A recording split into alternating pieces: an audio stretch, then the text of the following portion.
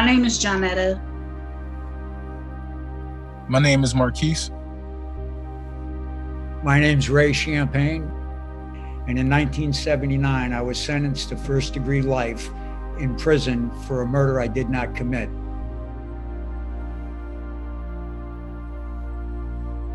In 2006, a LMPD detective by the name of Tony Finch came to my friend's house, put me in handcuffs and said, "Miss Carr, as long as you tell the truth, you'll get to go home."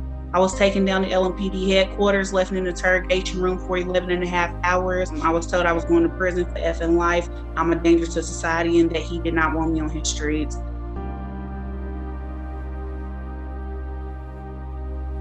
Being in those facilities with guys that had 30 and 40 years in, I didn't want to, become one of those individuals, especially knowing that I did not commit this crime.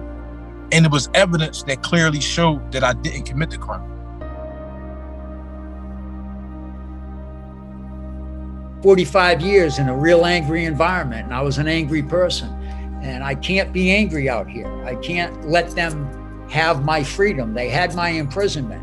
I can't give them my freedom.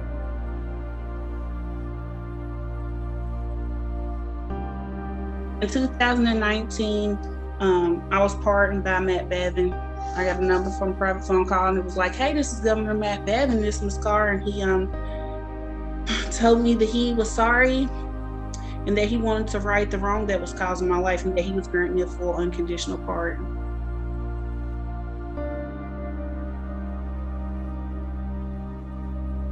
My exoneration number is 2604. I was locked up 2009, found guilty 2010.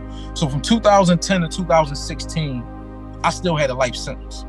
And I was found not guilty of all charges January 18, 2019. My exoneration number is 2498. So she did another round of discovery.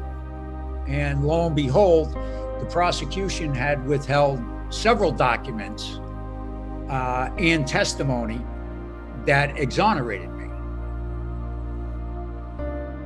My exoneration number is 2653.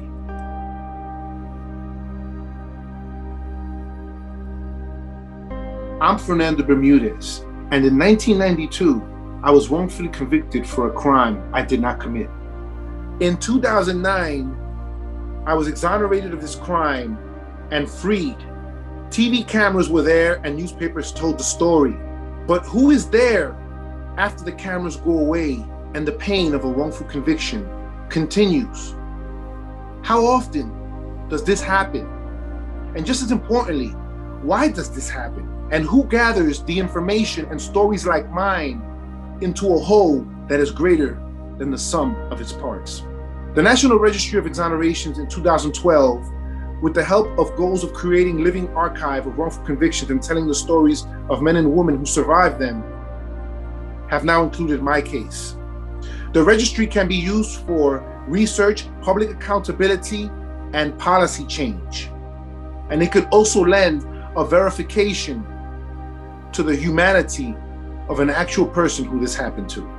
My exoneration number means to me a chance to start the healing process and to create a different path with a number that's attached to justice. My exoneration number means a lot in the sense of the wrongful convictions that have been happening across, the United States. And it's something that should be looked at more. My prison number was W34850. The W stands for Walpole. My exoneration number is 2653. The difference between the two, one designated me as a convict, a slave of the state.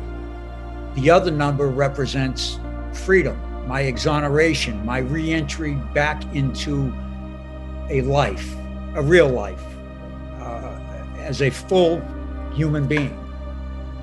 Wrongful convictions happen. How do we know? Because the National Registry of Exonerations keeps count.